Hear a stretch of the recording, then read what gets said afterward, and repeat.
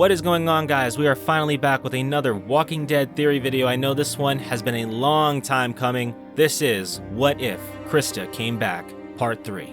We last left off with CHRISTA and Clementine settling in House after turning the family away. Similar to the scenario with Jane in the Season 3 flashback, the family breaks into House and steals a lot of food from Clementine and CHRISTA. Due to them being short on supplies, they decide to leave and take their chances on the road. Time would fly by before CHRISTA and Clementine find themselves cornered by a herd when hunting. They make their way to the fortified house to avoid the walkers. This leads to them encountering Ava, similar to the canon storyline. Ava thanks them for helping her out once the coast is clear, and offers to take them back to her group to get food and shelter for AJ. She tells them about the new frontier and how they can have a fresh start.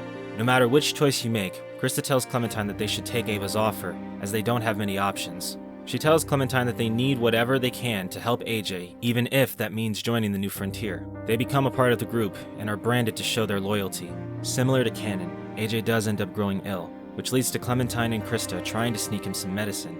They get caught after AJ starts crying, and David is furious with them. He tells them that their time with the new frontier is over after wasting the medicine. CHRISTA tells David that he's heartless for giving up on a child so easily, and that she'll do anything to keep her son alive. Holding AJ, Clementine announces that they're leaving, but before they can do anything, David tells them AJ isn't allowed to leave. This immediately triggers CHRISTA to draw her gun on David. Angry over the threat of losing AJ, she yells at David, telling him he's not taking her son away.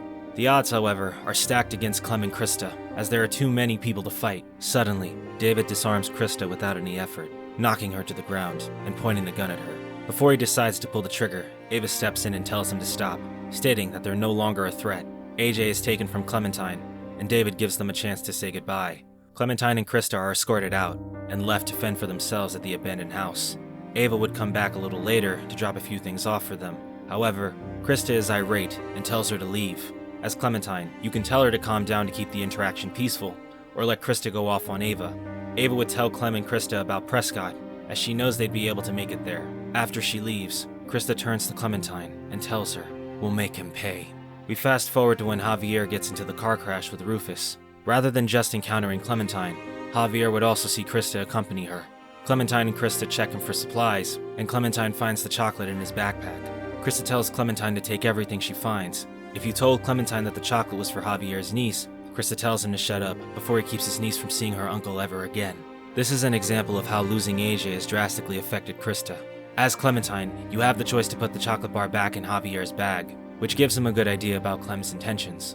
While Clementine isn't very skeptical of Javier if you chose not to shoot Rufus, CHRISTA keeps her guard up, as she gives him an intimidating stare the entire time. Javier eventually makes a deal to give them his van in exchange for escorting him back to the junkyard. However, they are forced to stop at Prescott due to the large herd of walkers. After Clementine frees Javier of his bindings, CHRISTA tells him, "You run, the walkers will be the least of your worries." Eventually, they make their way safely into Prescott to wait out the herd. They go and speak to Eli after finding out the bullets he gave them were faulty. Similar to canon, Eli lunges at Clem, and Javier stops him. He tells them to take it easy now that he's unarmed. CHRISTA tells him, "We're not negotiating anymore." Suddenly, she pulls her gun out and shoots him right in the head. Javier, as well as Clementine, are completely caught off guard by CHRISTA's actions. This showcases the beyond irrational state that CHRISTA is now in, considering that she's dealing with what is presumed to be the loss of her second child. Clementine tells Javier to say it was self-defense, like in the canon scenario when Tripp comes over. CHRISTA threatens Javier, telling him to listen to Clem, depriving him of the choice to tell the truth. They all get locked up and are forced to wait until morning to leave for the junkyard. As Clementine, you have the option to call out CHRISTA for what she did, as she never intended for Eli to die. CHRISTA would say that she could have lost Clem in a split second if it wasn't for Javier, and that she didn't want to give Eli another opportunity. We'll skip to when the group makes it back to the junkyard. When Mariana shows herself to Javier, CHRISTA is surprised, as she wasn't expecting him to be telling the truth.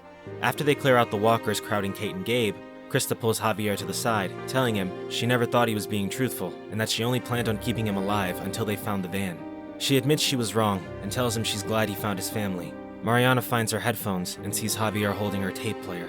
Unfortunately, this moment is short-lived, as Mariana would be gunned down by Badger in the new frontier, and Kate would be shot in the stomach. CHRISTA and Clementine return fire, and Javier is given the choice to fight back or leave with his family. As Clem, you can convince Javier to stay, which helps even out the odds fighting off the attack.